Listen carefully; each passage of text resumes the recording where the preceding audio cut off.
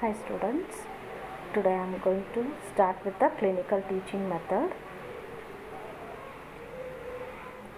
So the introduction is, in recent years nursing education focused on theoretical education and there is a deep gap between the theory and clinical education was created.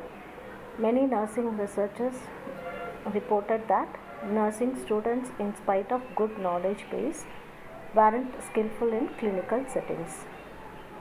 In result, with the entrance of these unskillful students to the nursing care system, the quality of this system falls day to day. So, clinical teaching of students and continuing education is a vital role for the professional development.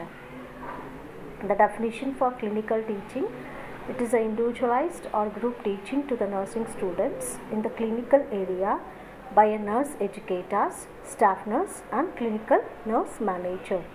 So either an individual student or group of students will undergo the clinical teaching by either a nurse educator or staff nurse or by the clinical nurse manager or clinical instructors.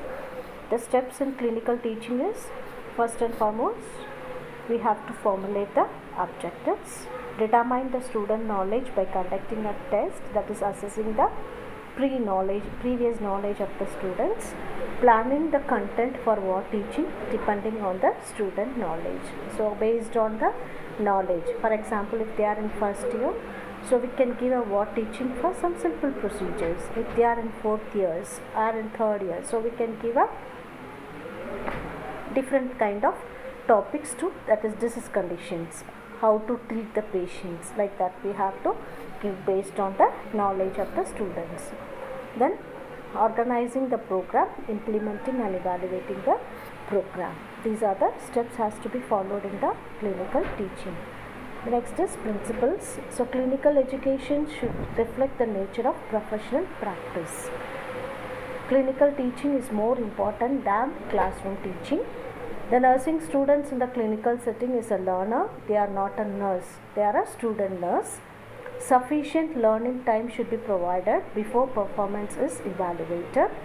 Clinical teaching is supported by a climate of mutual trust and respect. Clinical teaching and learning should focus on essential knowledge, skill and attitude. The exposed curriculum may not be the curriculum in use. Quality is more important than the quantity. These are the principles we should keep it in our mind before starting the clinical teaching. So it should reflect that the students has to have a good skills. The second thing is, it is more important than the classroom teaching. So student has to have a first hand experience. So they are the student nurse, not a registered nurse. Then we have to provide a proper timing for them to understand and perform the procedure in the clinical area. It should be supported based on the mutual trust between the patient nurse, that is student nurse, even with the teaching faculty also, that is the nurse educator or maybe a clinical instructor. They should have a good relationship with the patient as well as to the student to implement this clinical teaching. Then clinical teaching and learning should be focused on the knowledge, skill as well as to provide a positive attitude towards the students, and it should be based on the curriculum. Then quality is more important. Providing a quality of care to the patient is more important than the quantity. The next is